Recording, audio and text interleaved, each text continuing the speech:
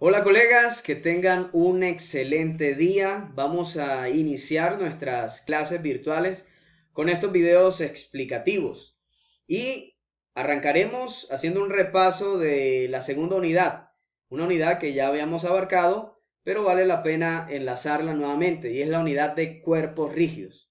Arranquemos de una vez. El concepto de cuerpo rígido, para recordarlo, aquí lo tenemos.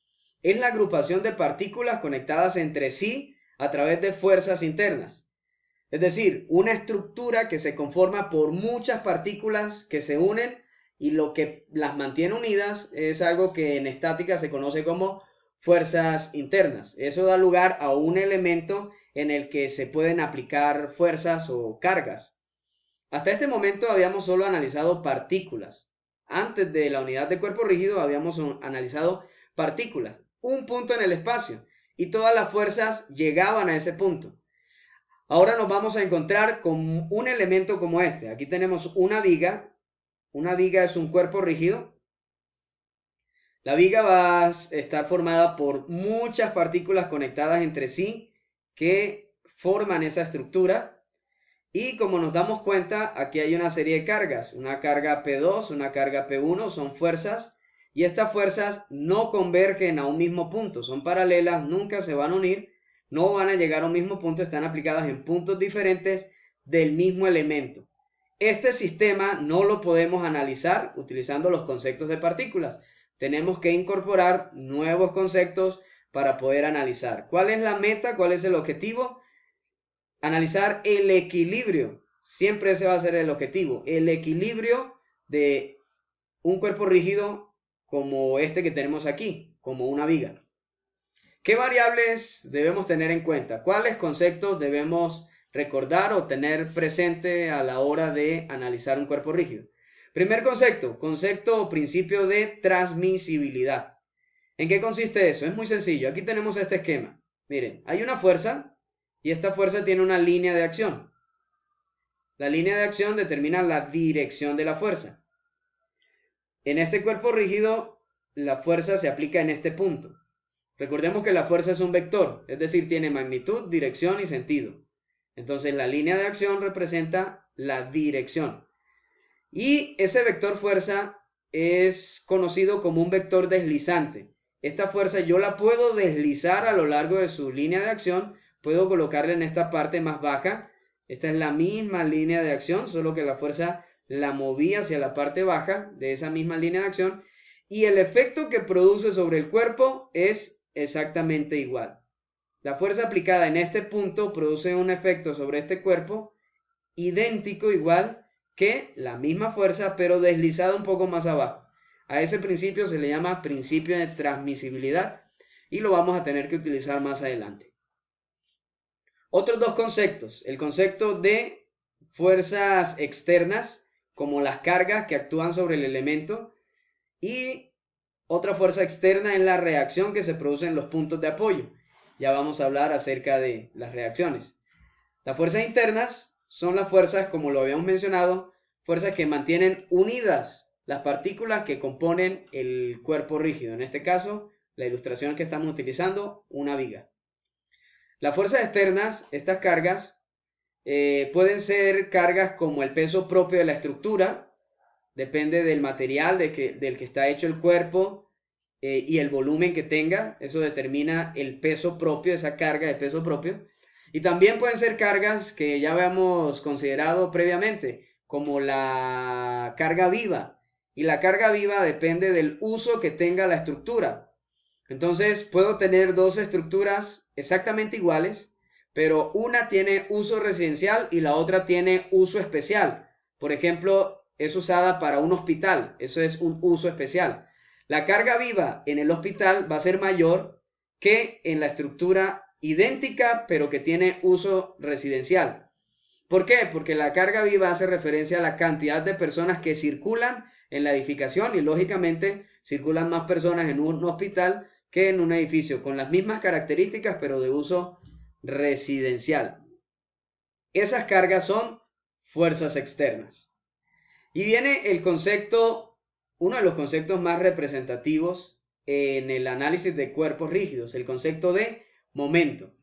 El momento es la tendencia de giro y para entenderlo, pues muy práctico. Tenemos aquí un cuerpo, un punto de apoyo en ese cuerpo y si yo aplico esta carga en el otro extremo, una carga vertical, esa carga intenta desplazar el cuerpo hacia abajo, pero esa carga también intenta generar una rotación. En las partículas solo mirábamos desplazamiento, el desplazamiento vertical, desplazamiento horizontal, desplazamiento en diagonal, pero ahora debemos considerar que una fuerza, si tengo un punto de apoyo, como en este caso, una fuerza aplicada en el otro extremo produce una rotación, una tendencia de giro. A esa tendencia de giro se le llama momento. El momento está definido matemáticamente como fuerza por distancia. Y esa distancia tiene una particularidad, es la distancia perpendicular. Lo vemos claramente en este gráfico. Tenemos el punto de aplicación A y ese punto de aplicación A está separado por una distancia con respecto a la línea de acción de la fuerza. Aquí está la línea de acción de la fuerza. Y del punto A a la línea de acción de la fuerza hay muchas distancias. Yo puedo trazar esta distancia 1 o puedo trazar del punto a la línea de acción de la fuerza distancia 2, distancia 3, distancia 4 y así sucesivamente. De todas esas distancias hay una que es mínima. Gráficamente podemos notar que la distancia 3 es la distancia mínima. ¿Y qué características tiene esa distancia mínima? Que es la distancia perpendicular a la línea de acción de la fuerza. El momento es entonces fuerza por distancia perpendicular. Si la fuerza es vertical, la distancia es horizontal. Y si la fuerza es horizontal, la distancia es vertical. El momento, al igual que una fuerza, es un vector. Tiene magnitud, dirección y sentido. ¿Y cómo se define la dirección de un momento? Para las fuerzas, pues ya lo vimos, es muy sencillo. Si la fuerza es horizontal y va hacia la derecha, es una fuerza en X positiva. Pero en un momento, ¿cómo hacemos? ¿Cómo hacemos para determinar la dirección de una tendencia de giro? Utilizamos una ley muy práctica que se llama la ley de la mano derecha. Entonces, volvamos a nuestra ilustración aquí elemental. Tenemos este cuerpo, este punto de apoyo, aplico la carga en el otro extremo y miren la tendencia de giro que produce esta carga vertical hacia abajo. Si la aplico, la tendencia de giro es en sentido de las manecillas del reloj, en sentido horario. Si el giro se produce en sentido horario, va a ser una tendencia de giro negativa. Y la ley de la mano derecha me dice lo siguiente. Yo aplico la tendencia de giro cerrando la mano en la dirección en el sentido del momento. El momento va en sentido horario y hacia donde apunta el pulgar, esa es la dirección. Mano derecha. Aplico la tendencia de giro cerrando, enrollando los dedos. Esa es la tendencia de giro y hacia donde me queda el pulgar, esa es la dirección del momento. Para este caso, entonces, este punto de apoyo, la fuerza, el giro, la tendencia de giro es en el Z positivo. Ese momento va a ser en el eje Z y va a ser positivo porque va hacia el frente. En resumen, entonces, si el giro se produce en sentido antihorario, es decir, contrario a la manecilla del reloj, es un momento positivo. Si el giro se produce en sentido horario, es decir, en el sentido de las manecillas del reloj, entonces el momento va a ser negativo. Y los últimos dos conceptos, el concepto de apoyo y el concepto de reacción. Aquí tenemos un esquema donde analizamos todas las variables. La carga, que es una fuerza externa, como ya lo vimos. Y tenemos el cuerpo rígido, que es el elemento, y unos puntos de soporte. Esos puntos de soporte se llaman apoyos. Los apoyos son los puntos de soporte para el cuerpo rígido. En este caso tenemos dos puntos de apoyo en los extremos. Esos puntos de apoyo transmiten la carga que recibe el cuerpo. Hay una carga aplicada sobre el cuerpo, los puntos de apoyo reciben esa carga y la transmiten. Y en los puntos de apoyo se generan unas reacciones. Las reacciones son restricciones al movimiento.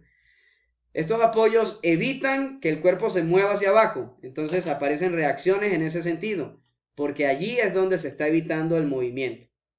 Esas son las reacciones, restricciones al movimiento. Y analicemos un ejemplo entonces sencillo de cálculo de momento para cerrar esta primera sesión. Cálculo de momento de una fuerza con respecto a un punto. Nos dan el siguiente enunciado. Determina el momento respecto al punto A que genera la fuerza de 50 newtons aplicada en la manija de la palanca. Aquí está el esquema. Tenemos esa fuerza de 50 newtons con un ángulo de inclinación, todas las distancias.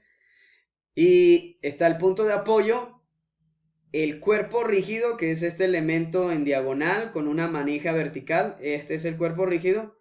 El punto de apoyo, y me piden calcular la tendencia de giro que produce la carga de 50 respecto al punto A. ¿Qué hacemos entonces? Siempre que tenga una fuerza inclinada, debo descomponerla en X y en Y. Así que descomponemos la fuerza en X y en Y, ya sabemos cómo hacerlo.